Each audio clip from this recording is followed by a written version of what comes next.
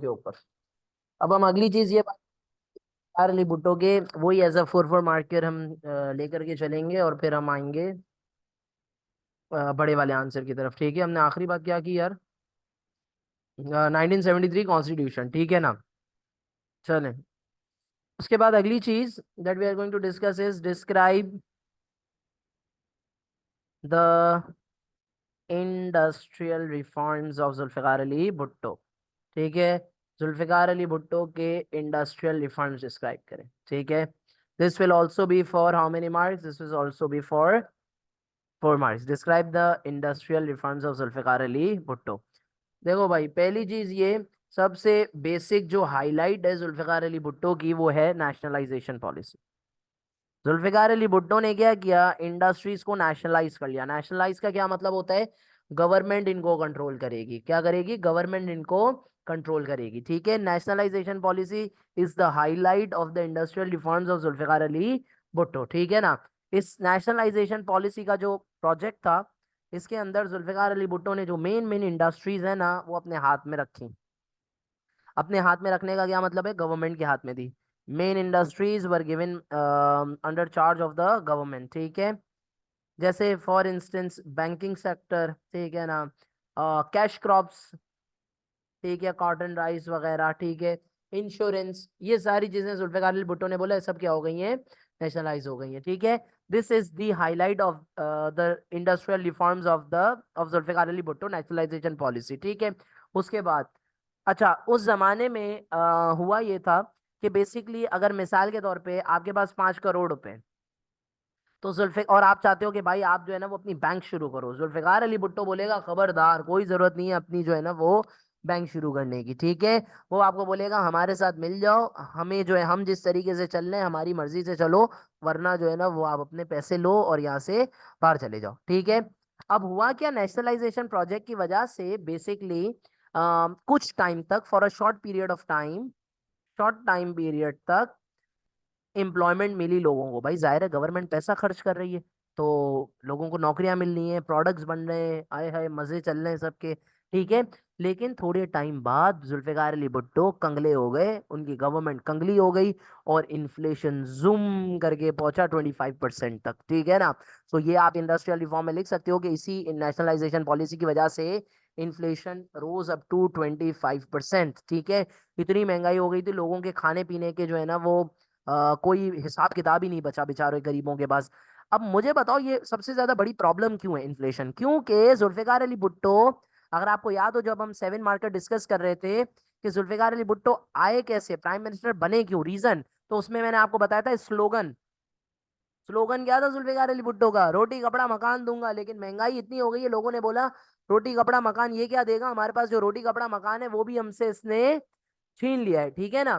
तो you can write this as a criticism of the nationalization policy के जुल्फिकार अली भुट्टो की nationalisation policy की वजह से इन्फ्लेशन बहुत ज्यादा बढ़ गया, थोड़े टाइम के लिए एम्प्लॉयमेंट हुई, फिर वही बेरोजगारी शुरू हो गई, सो ऑन सो फोर्थ। ठीक है, इसी तरीके से एक इदारा बनाया था जुल्फिकार अली भुट्टो ने, which is called ministry federal ministry of production. ठीक है, ये इदारे का काम ये था कि ये आउटपुट ग्रोथ सारी चीजें मेजर करेगा। लेकिन ये इदारे में जो लोग थे, पीपल जो थे, वो एक तो मसला ये कि करप्ट थे और इनएफिशिएंट थे, बिल्कुल जो है ना वो आप कह सकते हो कि फुर्सत से फारिग लोग थे। तो इन रियलिटी इतना एज सच कोई चेक वगैरह हो नहीं पाया। These were his industrial reforms. एक और क्रिटिसिज्म जो जुल्फिकार अली भुट्टो के इंडस्ट्रियल रिफॉर्म के ऊपर लगता है वो ये लगता है, प्राइवेट जो इन्वेस्टर्स थे उन्होंने बोला भाई हमारे पैसा लगाने का कोई फायदा नहीं है, क्योंकि सारा मजा किसके हाथ में? गवर्नमेंट के हाथ में। तो प्राइवेट इन्वेस्टर्स जो हैं वो क्या हो गए बेटा? वो हो गए डिस्करेज। वो क्या हो गए? वो हो गए डिस्करेज। समझ में आ गई बात? तो ये थे जुल्फिकार अली भुट्टो साहब के इंडस्ट्रियल रिफॉर्म्स। ठीक है, अगले सेट ऑफ रिफॉर्म्स देखेंगे। Will write describe agricultural reforms. ठीक है, डिस्क्राइब एग्रीकल्चरल रिफॉर्म्स। इसके अंदर भी बहुत बेसिक बेसिक चीजें। ठीक है ना, मुझे चैट में टाइप करके बताएं अयूब खान ने जो लैंड सीलिंग्स लगाई थी उसकी मेजरमेंट क्या थी, कितने से कितने एकड़? अयूब खान ने जो लैंड सीलिंग्स लगाई थी उसकी मेजरमेंट क्या थी, कितने से कितने एकड़, अयूब खान के दौर की। उन लैंड, अगर वो आपको याद है ना, तो उससे पता है क्या फायदा होगा। जुल्फिकार अली भुट्टो ने उन लैंड सीलिंग्स को हाफ कर दिया था। ठीक है, 250 एकड़ से, अगर आपकी जमीन इरिगेटेड है तो आपके पास आप 250 एकड़ जमीन रख सकते हैं, और अगर आपकी जमीन अनइरिगेटेड है तो आप 500 एकड़ रख सकते हैं। 250 से कम नहीं, 500 से। ठीक है, 250 एकड़ अनइरिगेटेड। अयूब खान की सीलिंग 500,000 को इसने आधा आधा कर दिया था। ठीक है, ये इसकी हो गई पहली चीज। अब इससे फायदा क्या हुआ भाई, फायदा ये हुआ, आधा करने का मकसद क्या है, स्पेस कम हो गया बढ़ गया, जल्दी बताएं भाई। लैंड कम कर दिया ना स्पेस, लैंड का जो साइज है उसकी लिमिट कम कर दी, तो लैंड साइज रिड्यूस हो गया। अब भाई जब लैंड साइज रिड्यूस हुआ तो आप बोलोगे सर ये क्या बेवकूफाना बात है, लैंड साइज रिड्यूस क्यों करवाया, तो उसके पीछे रीजन ये है, हमारे पास जुल्फिकार अली भुट्टो के दौर तक एग्रीकल्चरल मशीनरी बहुत अच्छी आ चुकी थी, और उस मशीनरी का यूज से स्मॉल फार्म्स भी अच्छा माल, अच्छा आउटपुट ग्रो कर पा रहे थे। तो इस वजह से जुल्फिकार अली भुट्टो ने बोला वडेरों की पावर तोड़ो, लैंडलॉर्ड्स की पावर तोड़ो, गरीबों को भी जमीनें दो। ठीक है ना। तो ये इसका पॉजिटिव आउटकम हुआ कि आउटपुट बढ़ गया, स्मॉल फार्म्स जो है ना वो प्रोडक्टिव हो गए। लेकिन इसका नेगेटिव आउटकम क्या था भाईजान, इसका नेगेटिव आउटकम ये था कि जो लैंडलॉर्ड्स थे वो नाराज हो गए। लैंडलॉर्ड्स क्या हो गए, जुल्फिकार अली भुट्टो से खफा हो गए। ठीक है, they were upset when they saw this policy. ठीक है ना, ये चीज पहली। दूसरा, वाटर रिसोर्सेज में हमने दो हम प्रॉब्लम पढ़ते हैं, वाटर लॉगिंग एंड सैलिनिटी। तो वाटर लॉगिंग और सैलिनिटी को रोकने के लिए, वाटर लॉगिंग एंड सैलिनिटी को रोकने के लिए जुल्फिकार अली भुट्टो ने प्रोग्राम्स लॉन्च किए, ताकि इन दोनों चीजों को प्रिवेंट किया जा सके। Basically this was his land reclamation programme. वो जमीनें जो वाटर लॉगिंग या सैलिनिटी की वजह से खराब हो गई हैं, जुल्फिकार अली भुट्टो ने प्रोग्राम्स लॉन्च किए ताकि उन जमीनों पर भी एग्रीकल्चर हो सके, उन जमीनों को ट्रीट किया जा सके। अब यहाँ से आपको पता चल जाएगा आपका ज्योग्राफी की तैयारी कैसी है। वाटर लॉगिंग और सैलिनिटी को के दो तीन ट्रीटमेंट्स बताएं क्या हो सकते हैं। ठीक है, सोच, मुझे नहीं बताएं, सोच लें आप अपने जहन में। ठीक है, ऑल राइट। जिप्सम, एक हिंट दे देता हूँ, जिप्सम। ठीक है, चले आगे चलते हैं। अब अगली चीज, एक छोटी सी चीज लिखूंगा और फिर जो है ना वो हाईलाइट के ऊपर आ जाऊंगा, मेन इसका एग्रीकल्चर रिफॉर्म क्या था। ठीक है ना। जैसे फॉर एग्जांपल जुल्फिकार अली भुट्टो ने बनाया federal flood commission, federal flood commission जिसको हम ज्योग्राफी में 6 मार्कर आंसर के अंदर भी यूज कर सकते हैं। ठीक है, फेडरल फ्लड कमीशन बनाया, इसी तरीके से लोन्स दी to subsistence farmers.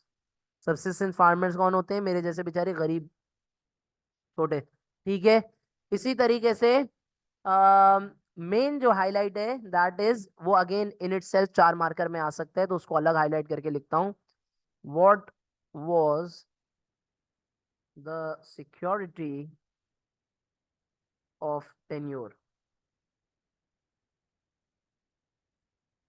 What was the security of tenure. This will come for how many marks, this will come for 4 marks. ठीक है, 4 मार्क्स का सवाल होगा तो इसमें सबसे पहला point, it was introduced by ZAB, Zulfikar Ali Bhutto ने निकाला था। अब ये था क्या, अब इस था को समझने के लिए आप यहां पर देखें एक एग्जाम्पल। ठीक है, ये एक लैंड है जिसके आप ओनर हैं। ठीक है, इस लैंड का नाम है लैंड ए। एक दूसरी लैंड है, आप उस पे रेंटेड हैं। ठीक है, वो है लैंड बी। आपको आपको जो है ना इन्वेस्ट करना है। आगे बाद दो ऑप्शन है, ए को या बी को, किसको सेलेक्ट करेंगे, अपना ऑप्शन बताएं चैट में। आप उस लैंड पे खर्चा करेंगे जो आपकी है, या किराए वाली जमीन पे। जो भी समझदार होगा, जिसके पास थोड़ी बहुत अकल होगी, वो ये बोलेगा कि सर इसलिए तो कोई सवाल ही नहीं है, सिंपल चॉइस है, लैंड ए पे खर्चा करेंगे, वहीं पर इन्वेस्ट करेंगे क्योंकि हमारी खुद की है। तो सामने क्या आई बात, बात सामने ये आई कि भाई जब आपकी खुद की चीज होती है ना तो आप उसके ऊपर मेहनत करने के लिए ज्यादा तैयार होते हो। समझ रहे हो। तो जुल्फिकार अली भुट्टो ने बोला भाई ये जमीनें बड़े बड़े लैंडलॉर्ड्स की थी, तो जो बेचारे पुअर फार्मर्स थे या जो पुअर टेनेंट्स थे ना, वो ये बोलते थे कि बस इतना मेहनत करें कि बस थोड़ा बहुत निकल आए खर्चा। जुल्फिकार अली भुट्टो ने इंट्रोड्यूस किया सिक्योरिटी ऑफ टेन्योर। इसका क्या मतलब है? सिक्योरिटी ऑफ टेन्योर का मतलब ये, टेनेंट्स को जुल्फिकार अली भुट्टो ने बोला कि देखो अगर कल को ये जमीनें बिकी ना, आज तो तुम इस जमीन के ऊपर रेंट पर हो, कल को ये जमीनें बिकेंगी तो फर्स्ट राइट ऑफ परचेज तुम्हारे पास होगा। समझ रहे हो बात को? यानी जब भी लैंडलॉर्ड्स अपनी जमीन बेचेंगे तो उनको खरीदने का फर्स्ट जो राइट होगा वो किसके पास होगा? उन टेनेंट्स के पास होगा जो उन जमीनों के ऊपर मेहनत करते हैं, उन गरीब किसानों के पास होगा जो उनके ऊपर मेहनत कर रहे हैं। समझ रहे हो? अब सीन सुनो। आप लोगों ने बोला होगा कि सर हम ऑप्शन ए को सेलेक्ट करेंगे, डेफिनेटली हम जो है ना वो उसी पर इन्वेस्ट करेंगे जो हमारी खुद की जमीन है, इसमें तो कोई शक की बात नहीं है। लेकिन अगर मैं आपको बोलूं कि कल को जब ये रेंटेड जमीन बिकी तो आपको भी मिलेगा इसमें से, आपको ऑप्शन मिलेगा कि आप ये खरीद लो। आपने बोला अरे वाह ये ऑप्शन मिलेगा, मसला ही नहीं है, इसके ऊपर इन्वेस्ट कर देते हैं। समझ रहे हो? तो सिक्योरिटी ऑफ टेन्योर क्या था? लैंडलॉर्ड्स के पास बहुत बड़ी बड़ी जमीनें थी, तो टेनेंट्स उस जमीनों के ऊपर काम किया करते थे, लेकिन इतनी एक्टिवली काम नहीं किया करते थे, बस खर्चा पानी निकालने के लिए, चाय का खर्चा निकालने के लिए काम किया करते थे। जुल्फिकार अली भुट्टो ने बोला जब भी ये जमीनें बिकी किसी भी लैंडलॉर्ड की तो उसको खरीदने का सबसे पहला जो राइट होगा, सबसे पहला जो इख्तियार होगा वो किसका होगा? टेनेंट्स का होगा, उन किसानों का होगा जो उन जमीनों के ऊपर क्या करते हैं? मेहनत करते हैं या काम करते हैं। ये कहलाते हैं सिक्योरिटी ऑफ टेन्योर। ठीक है? इसके पॉजिटिव आउटकम क्या थे भाई? सिंपल सी बात है, आउटपुट बढ़ा। ठीक है? और इसके नेगेटिव आउटकम क्या थे? पहला तो आउटपुट बढ़ गया। इसके नेगेटिव आउटकम क्या थे? इसके नेगेटिव आउटकम ये थे कि पहले से लैंडलॉर्ड्स जो है ना उन्होंने रिडिस्ट्रीब्यूट कर दी अपनी लैंड। लैंडलॉर्ड्स ने प्रोटेस्ट किया जुल्फिकार अली भुट्टो के अगेंस्ट। ठीक है? तो all of these policies are termed as the agricultural reforms of Zulfikar Ali Bhutto. इसको हम क्या कहते हैं? इसको हम कहते हैं जुल्फिकार अली भुट्टो के एग्रीकल्चरल रिफॉर्म्स। अगर इसमें कोई मसला है, वैसे होगा तो नहीं, सिंपल सिंपल से रिफॉर्म्स हैं, तो बताएं। वैसे होना नहीं चाहिए इसके अंदर कोई मसला, अगर है तो टाइप कर दीजिए। फिर आगे चलते हैं हम। ठीक है? अगला क्वेश्चन जो हम डिस्कस करेंगे वो डिस्कस करेंगे जुल्फिकार अली भुट्टो के सोशल रिफॉर्म्स के ऊपर। ठीक है? Describe the social reforms of ZAB. Describe the social reforms of ZAB. ठीक है? बहुत इजी है, इजी टू रिमेम्बर है। देखो जुल्फिकार अली भुट्टो ने एक चीज बनाई जिसको हम कहते हैं रूरल हेल्थ सेंटर्स, और एक चीज बनाई जिसको हम कहते हैं BHU, बेसिक हेल्थ यूनिट्स। ठीक है? क्या बनाया? RHCs, rural health centres, basic health units, RHCs और BHUs। ठीक है? अब इन दोनों को बनाने का मकसद क्या था? टू फैसिलिटेट रूरल पॉपुलेशन, गरीबों की मदद करना, and to spread health care, polio वगैरह और इस किस्म की जो है ना वो बीमारियों के लिए अवेयरनेस और ये सब काम था। ठीक है? अब हर रूरल हेल्थ सेंटर के अंदर कैपेसिटी थी 60,000 लोगों को एडजस्ट करने की, और हर BHU के अंदर कैपेसिटी थी 20,000 लोगों को एंटरटेन करने की। ये छोटे छोटे आप समझ लें हॉस्पिटल्स टाइप थे। सही है? इसके अलावा एजुकेशन के लिए जुल्फिकार अली भुट्टो ने नो डाउट बहुत काम किया, लेकिन उसको मैं सोशल रिफॉर्म्स में नहीं ट्रीट करूंगा, अलग से मैं उसको एजुकेशन रिफॉर्म्स की हेडिंग में आपको करवाऊंगा। सही है? दूसरे आगे देख लो। जुल्फिकार अली भुट्टो ने अपने दौर के ऊपर, यानी जब when he was active, he announced merit policy. अब ये मेरिट पॉलिसी क्या थी भाई? जुल्फिकार अली भुट्टो ने ये बोला था हम डॉक्टर्स को एंड नर्सेस को मेरिट के ऊपर चांस देंगे, जिसके मार्क्स अच्छे होंगे उनको सीट्स मिलेगी, उनको हम फ्री में पढ़ाएंगे। अब क्यों फ्री में पढ़ाना चाहता था जुल्फिकार अली भुट्टो? क्योंकि उस वक्त हमारे पास शॉर्टेज थी डॉक्टर्स की। तो ऐसे टैलेंटेड लोगों को जुल्फिकार अली भुट्टो जो है ना वो आगे आगे आने देना चाहता था, चांस देना चाहता था। लेकिन इसका सब पता है सबसे बड़ा नेगेटिव आउटकम क्या था? बाउंड कर देता था जुल्फिकार अली भुट्टो। मैं आपको फ्री में पढ़ाऊंगा और जब आप डॉक्टर बन जाएंगे तो मेरे कहने के ऊपर आप 3 साल पाकिस्तान में ही जॉब करेंगे। My own maternal grandmother, my own nani was victim of this. ठीक है? शी वॉज सेंट टू तलार, she was a nurse and she was sent to Talhar बगैर उनकी इजाजत के। अब फ्री में पढ़ाया था उनको, और उनको फिर गवर्नमेंट ने बोला अब आप जाएं या फिर हमें सर्विस दें। समझ रहे हो? तो ये पॉजिटिव्स एंड नेगेटिव्स इसके आगे, ठीक है। इसी तरीके से नो ब्रांडिंग ऑन मेडिसिन। चलो अब मुझे दवाई का नाम लिख कर बताओ चार्ट में। सर दर्द के लिए, बुखार के लिए पाकिस्तान की आवाम का एक ही इलाज कौन सी दवाई है? चैट में टाइप करके बताएं। मैं तो वो बैग में अपने साथ लेकर घूमता हूँ, दो दो तीन तीन पत्ते उसके। बताएं भाई कौन सी दवाई है जो आप में हर कोई साथ ले लेकर घूमता है? जबरदस्त। पेनाडोल, माशाल्लाह। जो सर आपने बड़ा जोर दिया है, पेनाडोल। ठीक है, तो ये पेनाडोल जो है ना, तो ये पेनाडोल का क्या सीन है जुल्फिकार? अब देखो, सर दर्द, बुखार, फौरन तुम लोगों के चैट में ठक ठक ठक ठक ठक सब के मैसेजेस आए हुए हैं, पैनाडोल पैनाडोल पैनाडोल। क्या है भाई? ये ब्रांडिंग है, ब्रांडिंग। आपके जहन में सिर्फ एक नाम आता है, पैनाडोल। जुल्फिकार अली, अब मैं आपको वही पैनाडोल की जगह दूसरा कोई फॉर्मूला दे दूंगा ना, आप लोग कभी एक्सेप्ट नहीं करोगे, कभी भी एक्सेप्ट नहीं करोगे। आप बोलोगे नहीं पैनाडोल ही चाहिए, you will never accept another formula. Doctor आपको एक दवाई लिख कर देता है, मिसाल के तौर पे डॉक्टर ने आपको बोला भाई आप ऐसे फाइल ले लें, ठीक है। अब डॉक्टर ने आपको ऐसे फाइल दी है, उसकी जगह आपको अगर मेडिकल स्टोर वाला बोल रहा है सेनकोस ले जाओ, एक ही फॉर्मूला है दोनों का, सेम चीज है। नहीं, ऐसे फाइल ही लूंगा, ऐसी फाइल ही लूंगा। भाई ये चीज कहलाती है ब्रांडिंग। जुल्फिकार अली भुट्टो ने इस चीज के ऊपर बैन लगा दिया। जुल्फिकार अली भुट्टो ने बोला ये, क्योंकि जाहिर सी बात है जब तक ब्रांडिंग होगी तब तक ब्लैक मार्केट भी चलेगी, दवाइयों के प्राइस भी ऊपर जाएंगे। तो जुल्फिकार अली भुट्टो ने बोला there should be no branding of medicine. और इससे फायदा क्या हुआ? इससे हमें ये फायदा हुआ कि हमें सस्ते दामों में मेडिसिन मिलना शुरू हो गई। लेकिन इससे एक नुकसान भी हुआ। नुकसान क्या हुआ?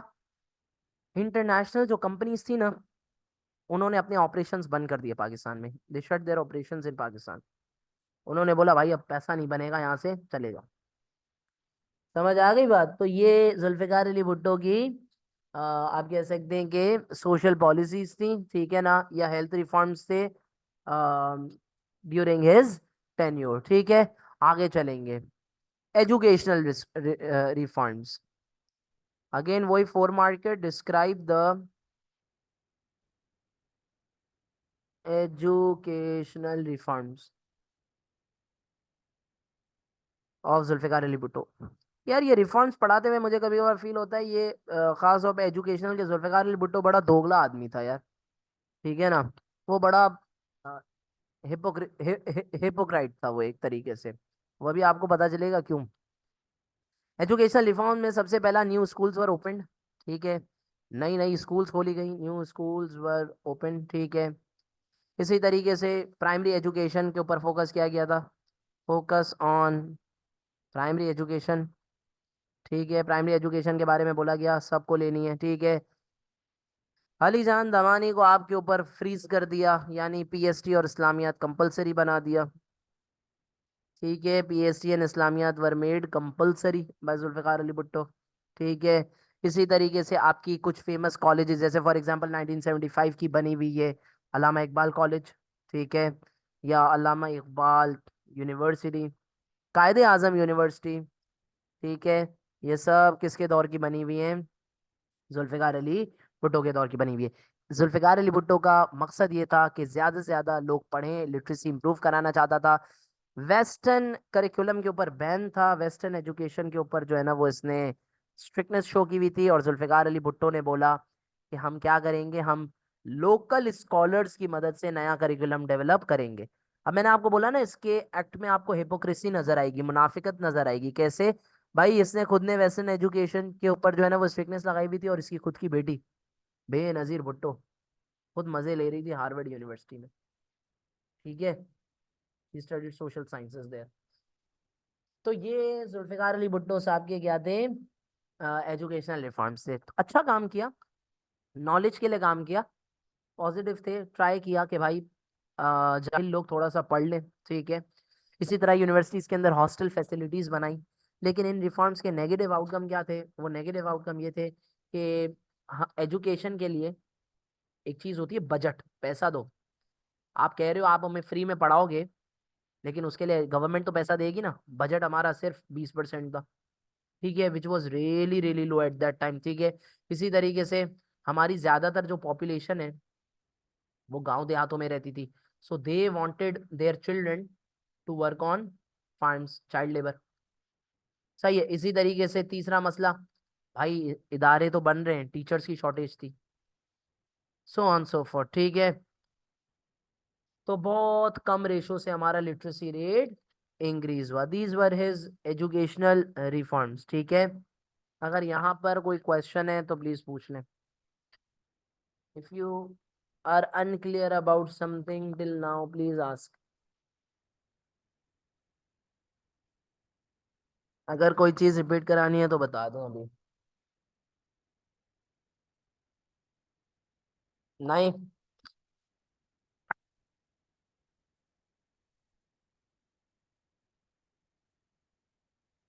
हाँ हाँ बिल्कुल, आप सही कह रहे हैं। जुल्फिकार अली भुट्टो ने बड़े बड़े वादे किए थे, इतनी स्कूल्स बनाऊंगा, इतनी स्कूल्स बनाऊंगा।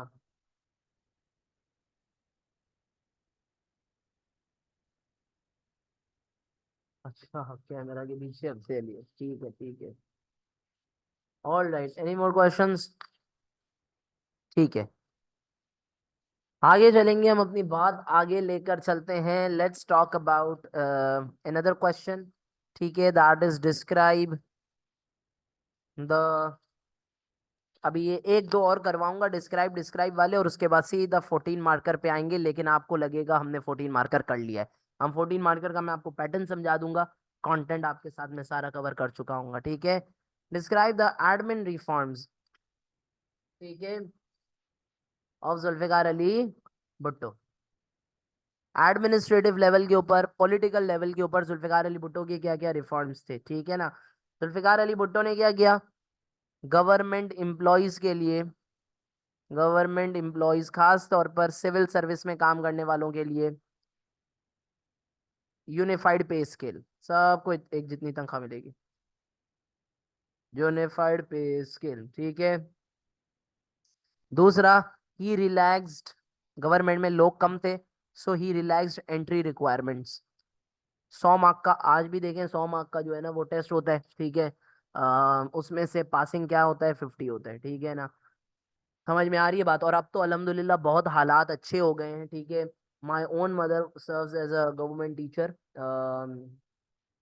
ईसीडी के अंदर, एंड अल्हम्दुलिल्लाह नाउ, yesterday या पता नहीं day before yesterday, he just cleared the test for HM, ठीक है ना, विच इज प्रिंसिपल।